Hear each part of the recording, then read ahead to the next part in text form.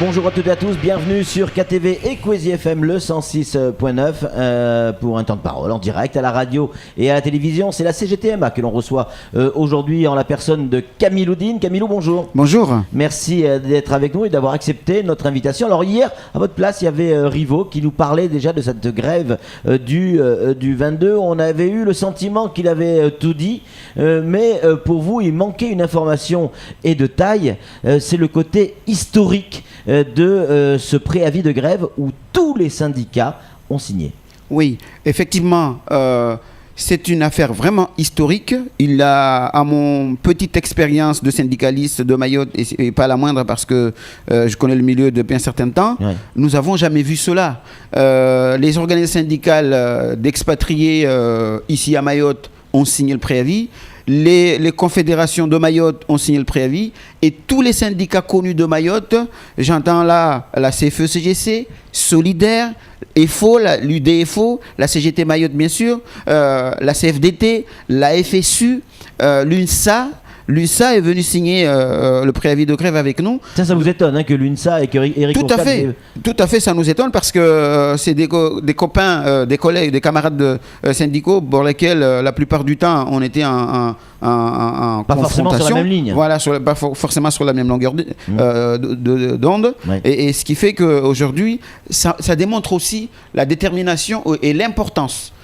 Compris les organisations syndicales sur cette question qui est sur la clause de revoyure de l'indexation des salaires. Parce que quand on dit clause de revoyure comme ça, on entend seulement salaire, mais derrière clause de revoyure, il y a surtout les conditions de travail et donc la qualité du service public que nous rendons ici à Mayotte, nous en tant que fonctionnaires.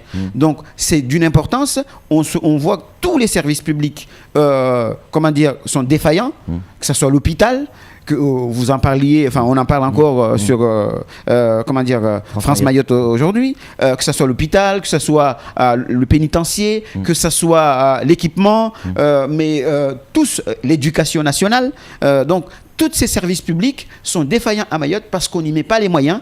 Et parce que surtout, le gouvernement, ou c'est nous qui gouvernons au niveau de Paris, n'entendent pas ce que disent les organisations syndicales, les représentants du personnel ici. Donc, c'est la raison pour laquelle je pense que les organisations syndicales ont pris à bras-le-corps cette question et disent que la promesse qui était donnée par Marie-Lise Lebranchu, ministre de la fonction publique, doit être respectée, c'est-à-dire ouvrir la clause de revoyure pour qu'on puisse avoir l'ensemble des problèmes que pose la fonction publique à Mayotte. Camille Oudine, on a bien compris le message. Vous venez de citer effectivement différents services publics qui sont concernés par cette grève du 22.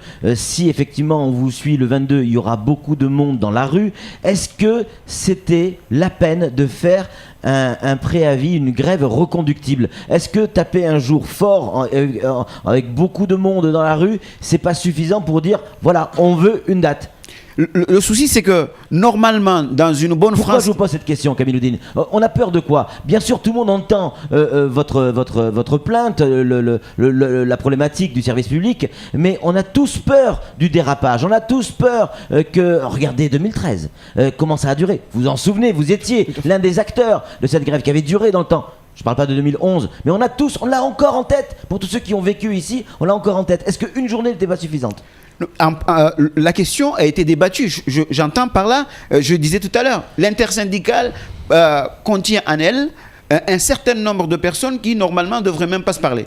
Et pour autant, ils se sont parlé et ont accepté ensemble de signer cette question de grève reconduite. Pourquoi? Parce que normalement, au 9 avril, je rappelle qu'avant le 22 avril, il y a eu le 9 avril. Mais... Donc normalement, au 9 avril, on devrait nous donner cette date, j'allais dire ce fichu date, cette date pour aller parler de cette question de clause de revoyure. Donc à partir du moment qu'on ne le donne pas, si on dit en tant qu'organisation, on dit écoutez, on va faire une journée, ça veut dire qu'on est mort parce que c'est une journée, le gouvernement va attendre tranquillement au chaud à Paris que cette journée passe et se frotter les mains. Donc ce que nous voulons en réalité, nous ne voulons pas, on signe pas un préavis de grève historique comme je viens de dire tout à l'heure pour signer, pour montrer ses muscles.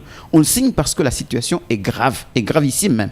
Donc c'est pour cette raison-là que nous appelons au gouvernement pour qu'il nous donne une date et qu'il soit honnête et correct envers nous.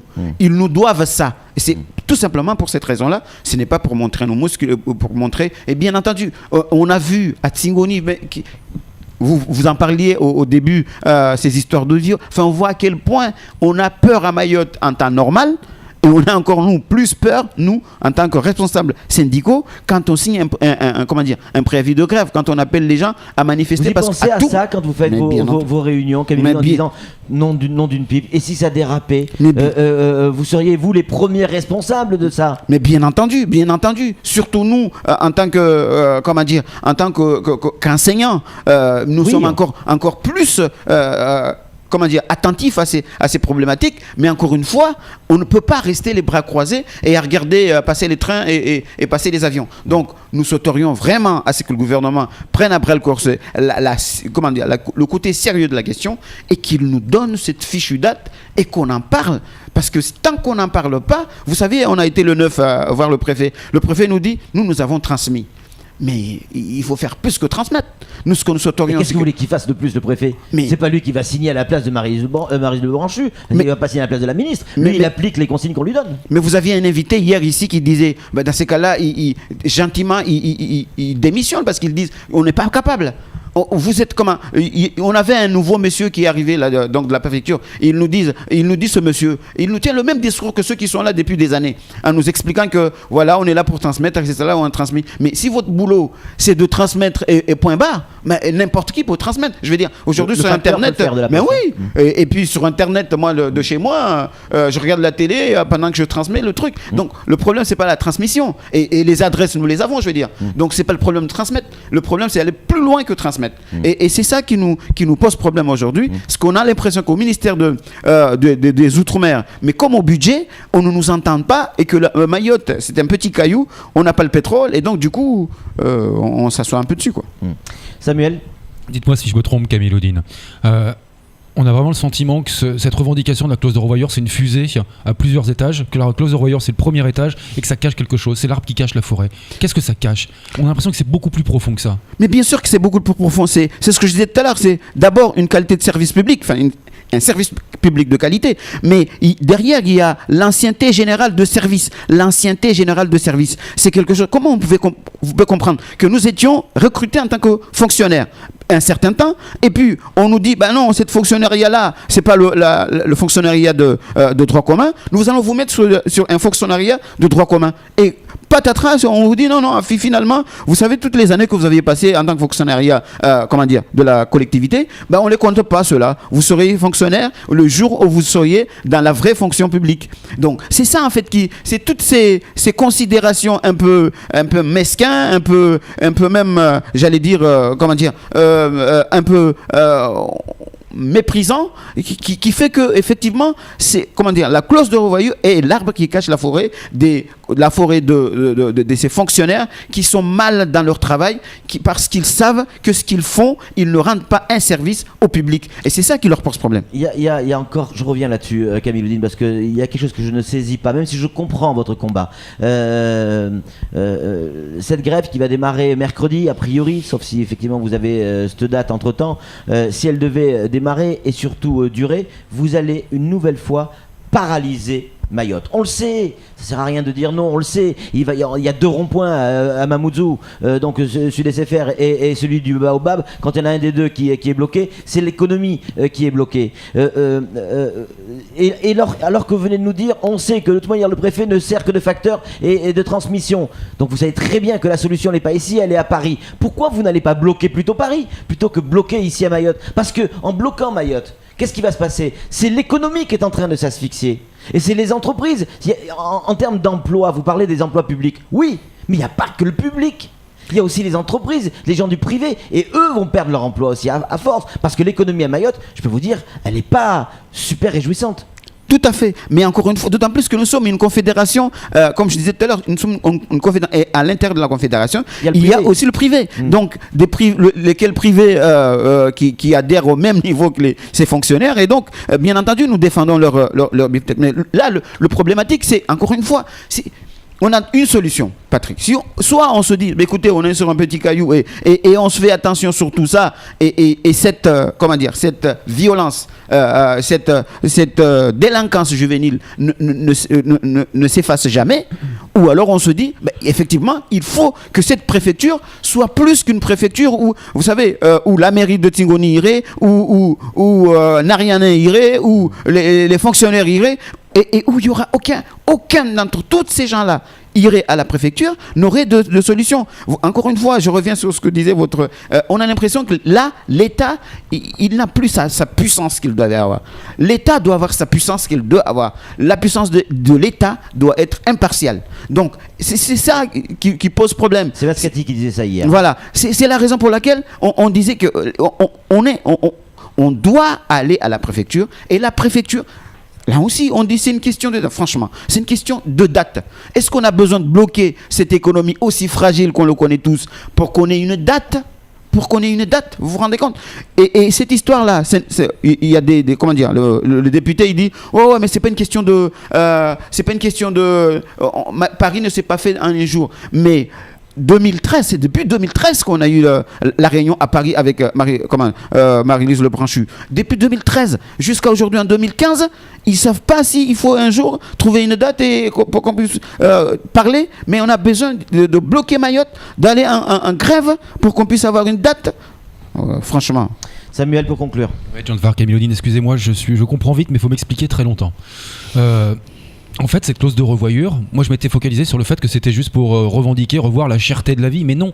En fait, vous demandez une indexation qui soit revue, recalculée, repensée, parce que cherté de la vie, parce que conditions de travail, parce que insécurité, parce que ancienneté qui n'est pas prise en compte, parce que tous ces éléments-là, en fait, c'est pour ça. Tout à fait. Mais ces éléments-là, on ne les invente pas en réalité. Ce sont des éléments qui viennent de la cause de la discussion qui a eu lieu à Paris en 2013, sur lequel on a dit, ok, vous, organes syndicales, il faut que vous acceptiez à ce que l'indexation, on vous le met d'une manière progressive et adaptée, et on met en place tout de suite des groupes de travail sur ce qu'ils appellent les sujets annexes.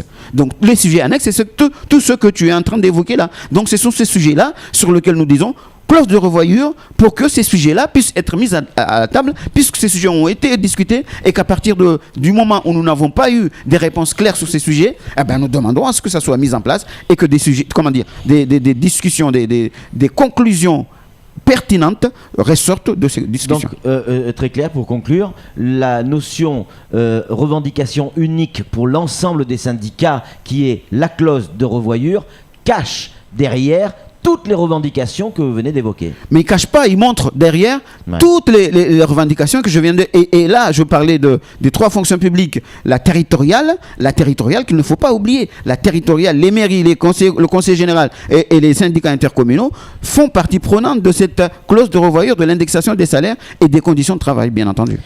Merci beaucoup Camilodine pour ces informations, des informations plutôt inquiétantes qu'il va falloir prendre au sérieux, bien évidemment, une date. Juste une date pour éviter la boule de neige. Allez, c'est tout pour ce temps de parole. Tout de suite, la suite de nos programmes.